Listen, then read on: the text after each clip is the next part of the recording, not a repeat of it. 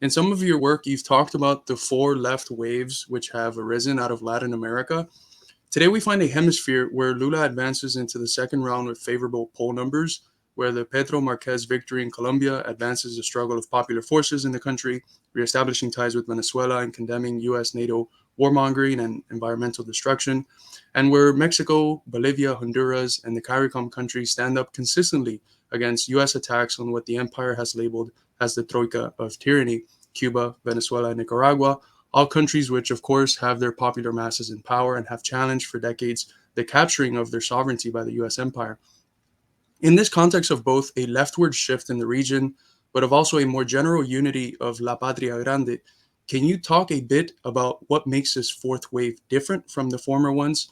How did the previous ones lay the ground for it? How does the crisis the US empire is facing in light of a resurgent multipolar world intensify the influence and potential of this recent fourth wave? See, Carlos, let's put it this way. Cuba today has a population of about 11 million people. It's a very small island, very small population in comparison to the world population, 7.9 billion. And yet, remarkably, in 1959, when the Cuban Revolution took place, it shook the world, not just the island of Cuba, it shook the world. And if we want, we can come back to that. But let's just stay with Latin America. It shook Latin America. And yes, there have been four waves of revolutionary developments since the Cuban Revolution. Of course, there were waves prior to that. There's the Great Mexican Revolution of 1911 and so on. I'm not going to discuss that because the modern impact of these revolutionary waves emanates out of Cuba 1959, not really out of the Mexican Revolution, although, of course, there's continuity. So let's just start from 1959. The first major wave out of Cuba was a kind of Guevaraist strategy of creating revolutions across the hemisphere.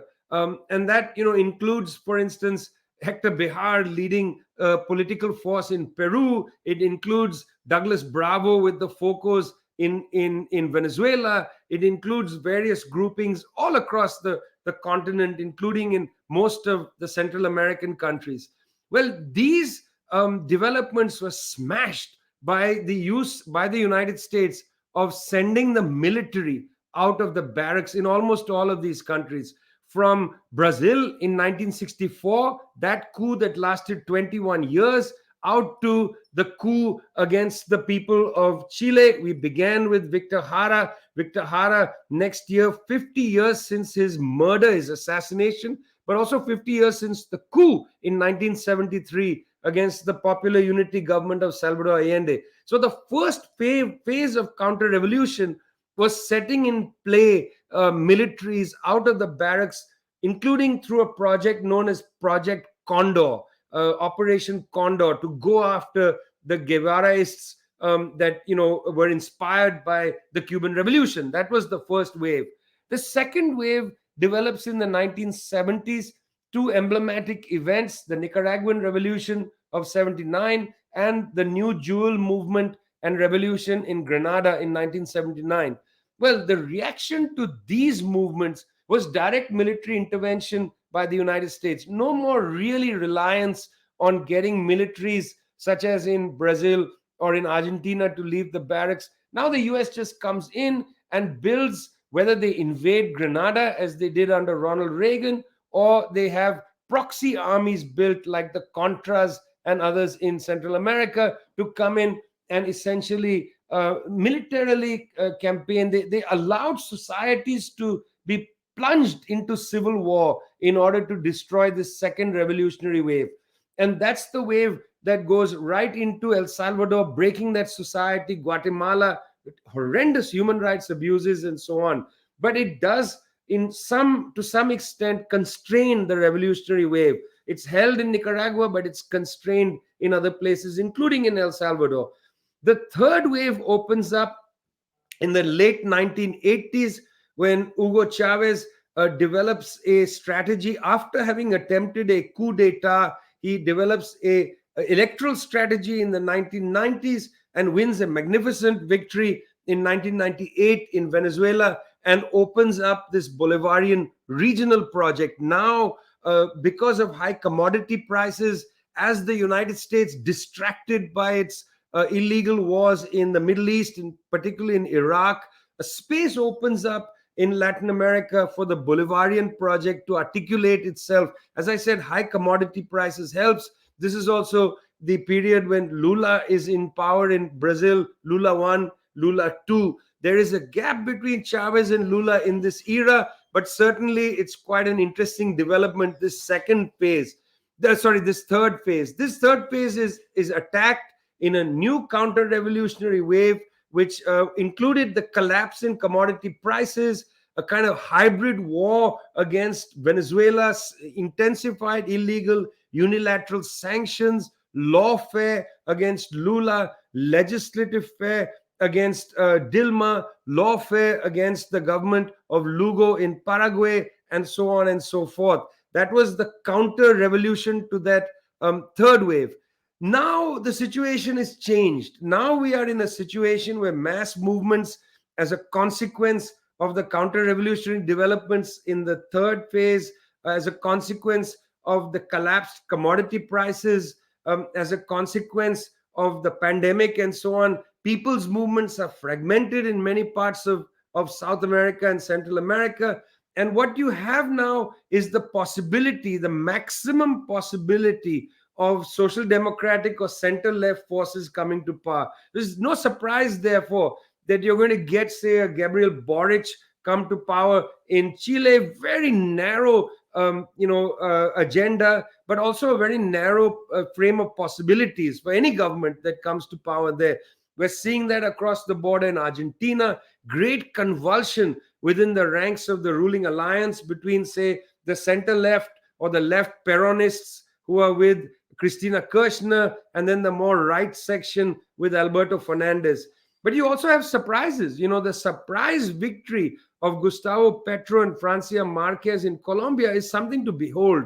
A wretched oligarchy in that country has not had a left or even center left or even liberal government since 1810, when Colombia was founded. And here comes Petro and Marquez, and they're doing a very good job moving as much of an agenda as is possible, including, as you say, normalizing relations with Venezuela, but much more than that, trying to complete the peace process, not only with the FARC, which was already completed in the Havana Accords, but now with the ELN. So we are in a new period where even Lula is much more radical than he was in the 2000s. He likely will win on October the 30th. Brazil is a very conservative country, so you can't expect a lot. The Congress is going to be controlled by the right, the so-called Central. They'll control the Congress, but Lula is going to move a regional agenda. So, as Marxists, we have to pay attention to what Marx and Engels wrote in the German ideology. They said communism is the real movement of history. It's not a fantasy. You can't bring communism from your head into the world. You have to bring communism from struggles, dealing with the actual realities in the world, create an actual movement in the world, and establish our ideas through our struggles, not just put our ideas from our heads. It doesn't work like that. And therefore we need to be extraordinarily training each other in political education, in the nature of struggles, trying to understand the limits to political work. I'm not in the world of shopping where I say, Boric is not great, somebody is better, and so on. That's not a good way to understand politics. One has to understand what is possible, what is somebody able to move an agenda beyond what's possible, what could happen, how is the most effective way to do critique, and so on. You got to have a method in how we assess these governments, not just a matter of taste. I have an ideal type socialist, and then I measure actual existing socialists based on an ideal type. That's idealism, friends. We are not idealists, we are materialists. We have to understand the real movement of history. I love it. That was a great answer. When you talked about the way that the Cuban Revolution shook the world and opened the path for struggle in other countries to advance, it reminded me of the Haitian Revolution, 1791 to 1804. which seriously weakened the French and changed the geopolitical system at the time. It shows how once, the system of production becomes globalized, the struggle is inherently international then, because the struggle in one country is going to affect the geopolitical situation overall.